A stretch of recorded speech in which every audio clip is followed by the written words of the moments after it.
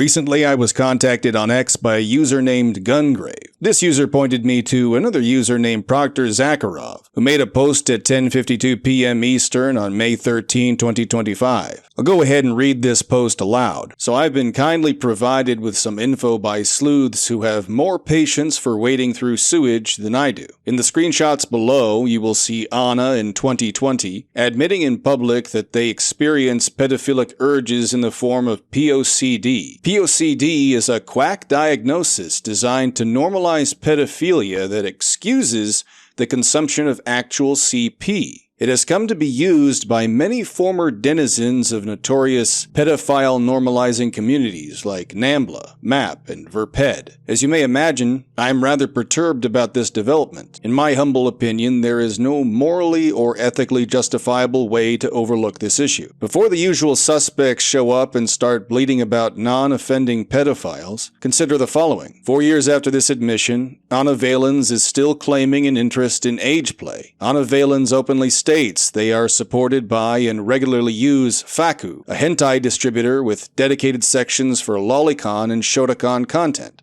Ana Valens' primary creative output is smut, endless amounts of smut. Every aspect of Ana Valens' lifestyle demonstrates an extreme addiction to pornography, both the consumption and production thereof. No therapist, even an insane quack who would endorse the consumption of CSAM to check one's urges, would call this a person engaged in a virtuous struggle against their darker nature. Ana Valens does not even pretend to be following any therapeutic regime. They are wallowing in shameless degeneracy with no limits or self-restraint, going so far as to wear a proximity-activated butt plug in a game known to be full of minors.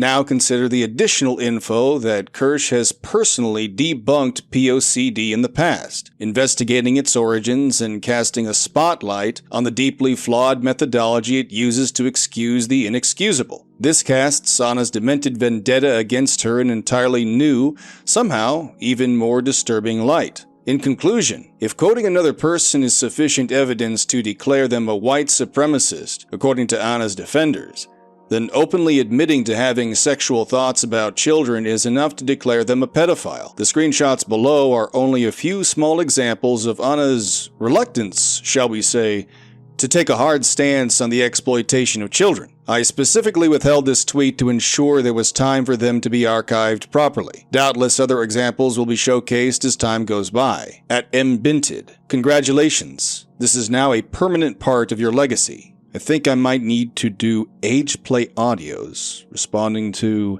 every millennial has a secret need, getting a juicy juice, a coloring book, a nice warm cookie, and nap time with cuddles up against mommy's tummy. Additionally, Shota, Lolly, etc. is an OCD trigger for me because I suffered from POCD for a very long time. I think my experiences with POCD made me a lot more compassionate to people who have thoughts and feelings they can't help. This makes a lot of sense. I never experienced CSA, although I did experience manipulation/exploitation by an older teen when I was younger, which was when my POCD symptoms really flared up. So this might explain it, even though I already struggled with it. Common POCD compulsions: turning down jobs that involve working with children, compulsively avoiding children, maybe even your own, choosing not to have children, seeking reassurance from others, i.e., did that person look older than 18, watching content about pedophiles and comparing yourself to them, mentally reviewing present and past experiences for evidence of pedophilic behavior, watching child porn to check if your obsessions are true. I hate everything. Watching how others behave around children and comparing it with your own behavior. Now, as some of you know, I recently read and briefly analyzed an article from Vice Media by Ana Valens, all to show how it was a blatant attempt to smear Kirsche Verstahl through strawmanning, guilt by association, and other forms of rhetorical failure. Now, please excuse the rest of this commentary as I will be continually referring to Ana Valens by the name Ana Valens, and I will not be using any pronouns whatsoever since YouTube considers people like Ana Valens to be a protected group. Now, Ana Valens constantly alleging there was some kind of controversy going on in this article was oddly placed since, as far as I could tell, the only controversy was Ana Valens repeatedly trying to force things into a picture that were not even there. Bad faith doesn't even begin to cover what was going on in that article. Unfortunately, what I did not account for was motive. I don't follow Kirsche Verstahl, and I had assumed as an outsider that Ana Valens was just doing this out of spite for a popular online personality who was saying things that Ana Valens generally disliked, given Ana Valens' politics and ideals. Now, if what I'm reading by Proctor Zakharov is true, this puts Vice Media's hit piece within an entirely new light. Forthwith, I searched YouTube to find out what Kirsche had said and discovered that, indeed, 2 months ago, she had spent a great deal of time talking about the psychology of people with mental illnesses. Now, I do not put much stock in modern psychology, but what makes the entire drama so compelling is that Ana Valens and people like Ana Valens put a lot of stock in psychology, and they do so as a means of dismissing many of their behaviors. And so all Kirsche has done in this case, by simply reading what modern psychology says, is shine a light on a set of cockroaches and set them scurrying about the pantry floor. And for that, apparently Kirsche must be punished. And you know, I can see it. I can see this article actually working if we were in the mid to late 2010s. But this is 2025, and the mask has come off. And I do not see any scenario here where Ana Valens or the Ana Valens types are going to win on this front. The world is changing, and it does not belong to them anymore.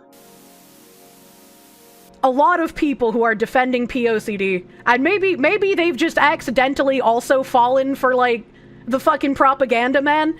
It is literally just MAP rebranded. Literally just MAP rebranded. Well, I mean, again, if they think that they can hide behind a mental illness or hide behind an identity because it's a protected class, or they can sort of like weasel word their way out of it, they feel like they're not doing anything wrong. And also, people who have paraphilias get off on that kind of taboo thing. They get off on like the risk of potentially being caught, right?